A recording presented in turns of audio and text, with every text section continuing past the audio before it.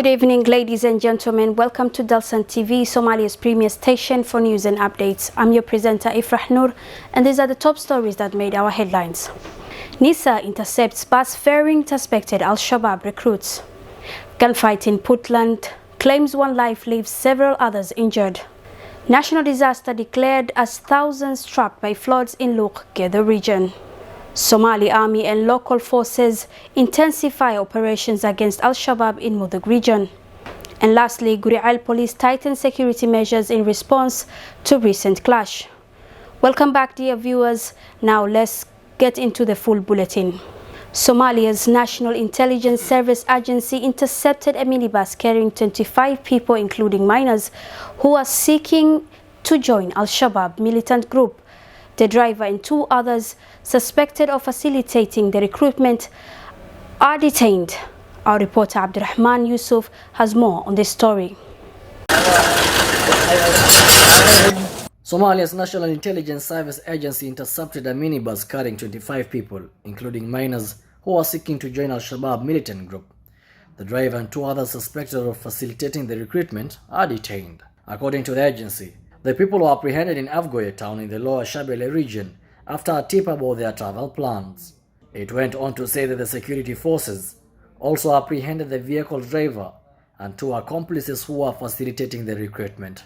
The Somali government announced last month that it had killed 1,650 Al-Shabaab militants and injured over 550 others in a series of military operations in the south and central regions over the previous 2 months. At least 19 high-level militants were killed in the operations in Galmudug and Hirshabelle states. In August this year, the spy agency arrested individuals linked to the leak of information from government agencies in the latest crackdown within the country's capital. In a tweet, NISA confirmed the arresting of 10 suspect spies. NISA confirmed arresting 10 suspected spies just weeks after it was established that the militants still have contacts with the individuals in government, including after an attack at the 14th October Army Training Center, which left at least 25 trainees dead. At least one person has been killed in Puntland's commercial and port city. Bosaso witnessed a confrontation between UAE-trained PMPF loyal to Deni and other soldiers during a coordinated protest supporting the controversial one person, one vote polls. Our reporter Abdirazak Ali Gese has more on this story. Garowe, the capital of Puntland administration, was engulfed in violence today as a shootout erupted between the forces of the Puntland administration and those loyal to the opposition against the president Said Abdullahi Deni. The clash took place in the city center and was triggered by an attack on authorities who were escorting a YouTuber from abroad. According to reports, one person was killed during the confrontation, while 3 others, including a soldier from the administration, sustained injuries. The soldier was reportedly part of the security detail accompanying the YouTuber. The exact cause of the conflict and the identities of the parties involved remain unknown, as neither the security forces of Puntland nor the district administration have made official statements regarding the incident.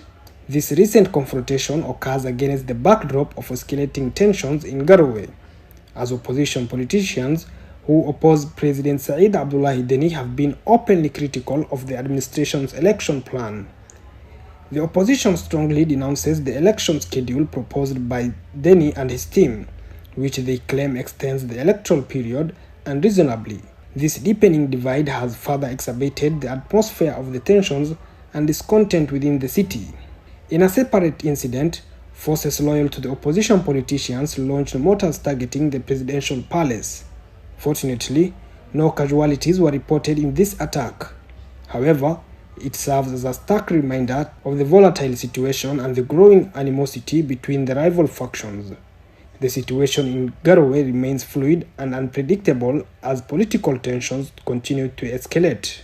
Due to rising water levels in the Juba River, which has caused floods in the river and areas of Jubaland, the United Nations Humanitarian Agency OCHA reported 2,500 people in Luq district are unable to live due to flood waters. Our reporter Ahmed Abdurrashid has more on this story.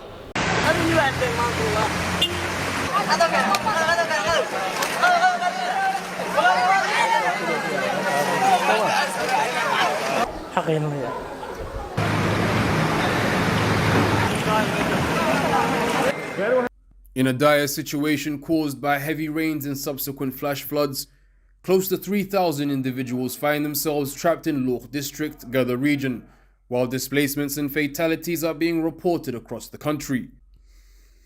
As the water levels in the Juba River rise, resulting in floods in riverine areas of Jubaland, the UN humanitarian agency OCHA has revealed that 2,400 people in Lour district are unable to escape to safety due to being surrounded by flood waters. Recognizing the severity of the situation, Deputy Prime Minister Salah Jama has declared the floods a national emergency. The floods have already claimed the lives of nearly 10 individuals nationwide, highlighting the urgent need for assistance. These weather conditions are attributed to the El Nino weather phenomenon, which is currently affecting various parts of the country. In an effort to mitigate the impact of the floods, the UK Embassy in Beledweyne has taken action by distributing sandbags to communities residing along the riverine areas of the Shabelle River. This proactive measure aims to provide some level of protection and support to those living in vulnerable areas. In a recent update on October 30th, OCHA reported that approximately 300,000 people have been affected by the floods, with an additional 43,000 individuals being relocated to higher ground. The scale of the humanitarian crisis is immense, necessitating immediate and concerted efforts to provide relief, aid, and support to those affected. The trapped residents of Lour district face a perilous situation with limited means of escape, as floodwaters continue to surround their area. In a determined effort to combat the Al-Shabaab group, both the National Army and local militias continue to engage in operation throughout the Mudug region. The recent success in the Banag Muhammad Daoud area stands as a testament to the collaborative efforts of the 21st Division of the National Army, the Galmudug Dervishes, and the local population. Our reporter Abdurrahman Yusuf has more on this story. In a determined effort to combat Al-Shabaab group, both the National Army and local clan militias continue to engage in operations throughout the Mudug region. The recent success in Barag Muhammad Daoud area stands as a testament to the collaborative efforts of the 21st Division of the National Army, the Galmudug Dervishes, and the local population. This strategic location, situated approximately 16 kilometers from the Dabagalo area, was wrested from the control of Al-Shabaab forces by the government troops. Leading the operation, Lieutenant Colonel Abdi Salad, commander of the 21st Division, and with the guidance of a former division commander, General Hassan Jamii, the operation included targeted raids in the forested areas of the region. Reports indicate that Al-Shabaab militants have been forced to disperse the area and are currently being pursued by the national and local forces. Extensive operations are underway in the central regions, with the government and local forces cooperating closely and receiving support from international allies. These joint efforts have resulted in the liberation of significant areas and districts that had been long under the control of the extremist group. Numerous Al-Shabaab leaders and militants have been neutralized during the initial first phase of the campaign. However, concerns persist as Al-Shabaab's influence continues to expand across the Mudug region. Authorities remain resolute in their commitment to eradicating the group from the region. And lastly, in the wake of recent clash, Guri'al police have implemented strict security measures to ensure public safety. The Guri'al Police Command has issued stringent orders to enhance security in the city. The commander of the Guri'al police station, Osman Ali Hude, announced that carrying weapons within the city limits will no longer be permitted, and security forces will be actively deployed to enforce this regulation. In the wake of recent clash, Guri'al police have implemented strict security measures to ensure public safety. The Guri'al Police Command has issued stringent orders to enhance security in the city.